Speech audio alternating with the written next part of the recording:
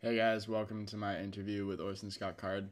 Um, Before we get started, before we listen to Orson talk about his um, few sci-fi adventure books, I first want to show you this interview with him about Ender's Game, and sort of it pertains a lot to sort of the conversation I'm going to have with him later. So listen and watch this.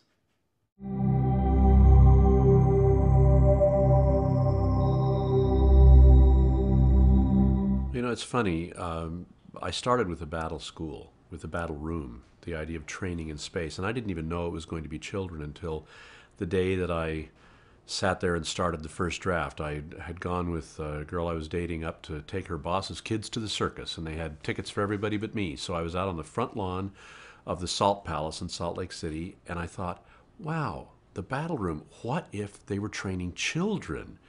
That'd be the much better age to train people to not be involved to get rid of the sense of Earth's gravity and to get used to the idea of three-dimensional space.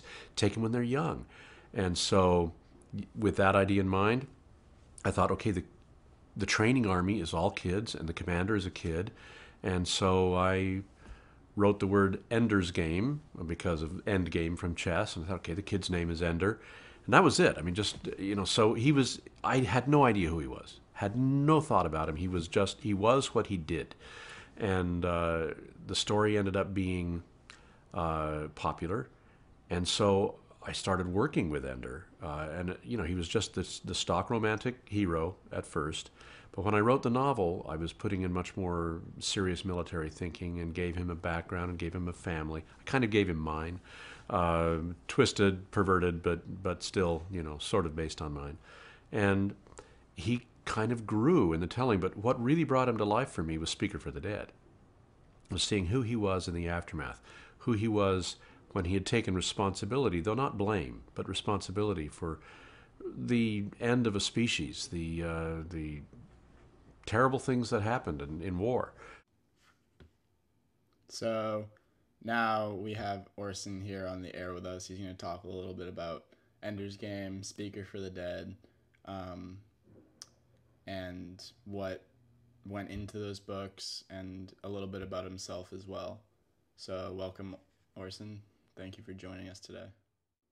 No problem, Adam. So Orson, tell us a little bit about yourself. Where you're from, where you went to college, how you started your writing career, the types of things that sort of influence your writing. Of course. So I was born in Richland, Washington. I was the third of six children. I grew up in Santa Clara, California, and Arizona, and in Utah for some periods of time. I studied and graduated from Brigham Young University and the University of Utah, and spent a year at the PhD program at the University of Notre Dame. I now live in Greensboro, North Carolina. And how did your writing career start? What type of writing were you doing when you began studying, or what intrigued you about English as a subject? Or well, when I began, I was primarily a poet at when I studied at Brigham Young. um, but during my studies as a theater major, um, I started, doctoring scripts, and then eventually I started making my own full length plays or one act plays. Oh, that's very interesting. So, how did you go from writing poetry and plays to writing a novel like Ender's Game? Sort of seems like a big jump. Actually, I get that question a lot. Ender's Game started off as a short story. Actually, I wrote it for the Brigham Young University Press, and I submitted it to several other publications. Um, but that was sort of my first main um, actually writing as a novelist or a short story writer. Um, and as you probably heard in the interview before, I remember that interview, doing that interview. Um, Start off a short story, and then I thought of it in I wanted to write this new novel called Speaker for the Dead, and I figured that I should use Ender as who's the main character in Ender's Game, and sort of continue that story. So those are actually two fabulous books. I've read both of those myself. Loved both of them, and also your other series, Ender's Shadow. Would you want to tell us a little bit about that and how sort of the two stories compare and how they contrast, and how you use Bean as the character to sort of see into what Ender is doing? I find that really interesting. Right. Well, Ender's Game is about a boy who he's sent to this battle school, and he's from kind of a horrible family, or has one horrible brother. And he's sent to this battle school where he becomes the commander. He's a genius, and he becomes the commander of this army of more children. And one of the children's name is Bean, and Bean is similar to Ender. He's sort of Ender's Shadow, which is the name of the book. And Bean, it's just the same exact story, same start point, same finish point, except you see Ender's travels and Bean's travels as well through the eyes of Bean instead of Ender. And as I was continuing to do all the other books, I wanted to do the same thing with all the other characters. So use Petra and Ender's brother and sister, and sort of use their views of Ender's story and make more books out of those. But I decided to continue with Ender and continue with Bean in two different sort of series. One that began with Ender's Game, one that began with Ender's Shadow. So I haven't read either of. I've read Ender's Game, Speak for the Dead, Ender's Shadow, and Shadow of the Hegemon.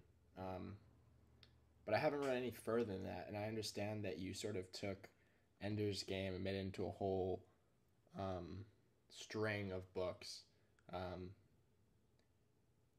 And how does Ender develop as a character? Like, what sort of themes do you see in Ender's trials throughout his lifetime, or throughout the series, I guess?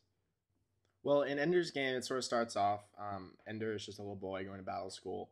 But then, after he's been in battle school and proved himself to all the faculty, he sort of gets tricked by the adults into killing the entire race of buggers, which is like the enemy, the alien species.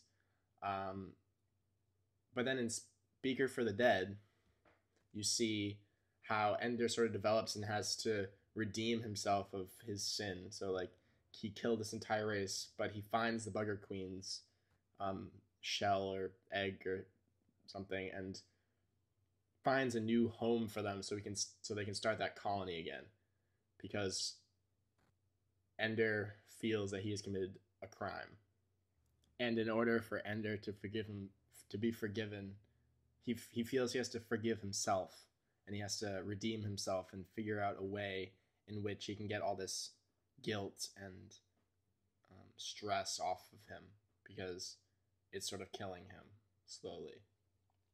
And so Speak for the Dead is really just Ender's travels to find this new colony for the buggers.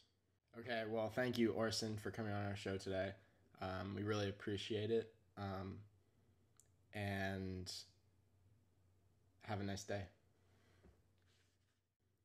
Okay, Adam, thanks for having me. Have a good one. Now, everyone take a handout, and we're going to read it. Everyone can take a paragraph and go around the room. So, cool. Let's read.